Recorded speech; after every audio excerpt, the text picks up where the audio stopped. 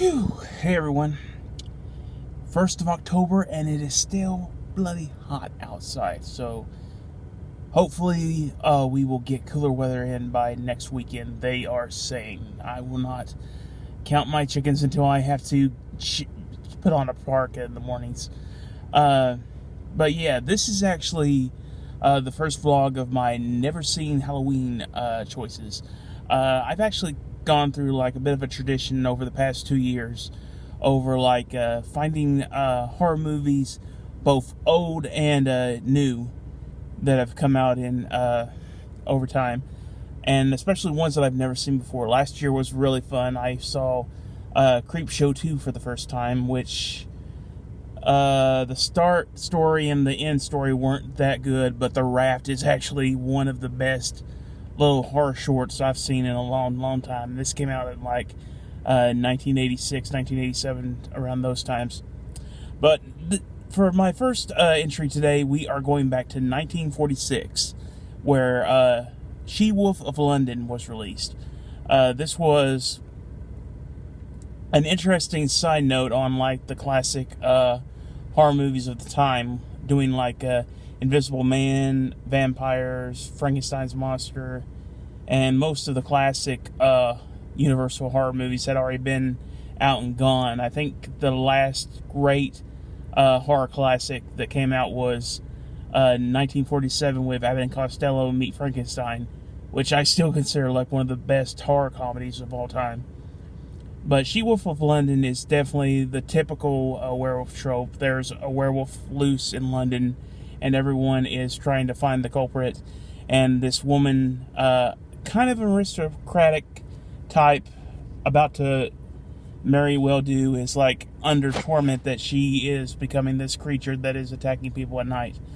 I'm always up for like a new werewolf movie. This is one that I have never even heard of, but I recently got the Wolfman Legacy collection, which is like 7 movies in one of the classic werewolf movies, and this was one of them. And I say it loosely because for the most part it's a bit of a letdown, but I really wasn't expecting much. This was released in 1946. Most of the classic horror movies were pre-code, and during this age the Hays Code was really up in arms with like making sure that most horror movies were not of like the serious kind and more mass audience based. Something I kind of I'll start with the good first. I thought most of the cast members were really good. I especially love the lead, June Lockhart, who plays like a very sympathetic character and very much plays a great kind of what is his name? Talbot from the original Wolfman series. I can't remember his something Talbot. I can't remember offhand right now. But it was Lon Chaney Jr. She does give like a good female version of that style of character. But one of my biggest issues with this movie is that it's one of those movies that's really trying to be like the next Cat People, where it's like no actual scares, but just building belief and suspense with like sound and lighting and stuff like that. Cat People actually did it very good in the past. This sadly did not do as well. Sadly, we don't get like at least I didn't see like any werewolf character. The lead actress is just walking around in a hood and more implying that she is a werewolf and stuff like that, which could have worked. I just don't feel like the script and the directing were up to it. Although it is a director I do know from like is it she or he? I can't tell. It's that unisex name, but it's it's the director behind Abbott and Costello and Jack and the Beanstalk, and he or she also did like a film version of Heidi and a lot of different other more light tones. So I think that's the biggest issue with this movie, is that it's light tone when it didn't need to be.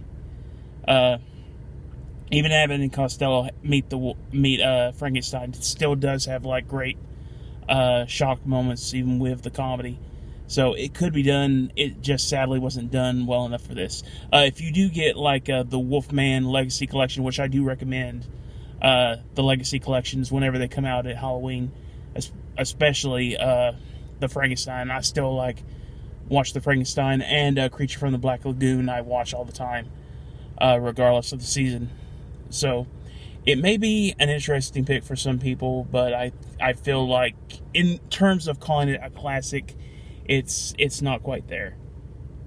But I do think the performances are good for the most part. So it's a decent watch at best, and a disappointment at worst. So there you have it for She-Wolf of London.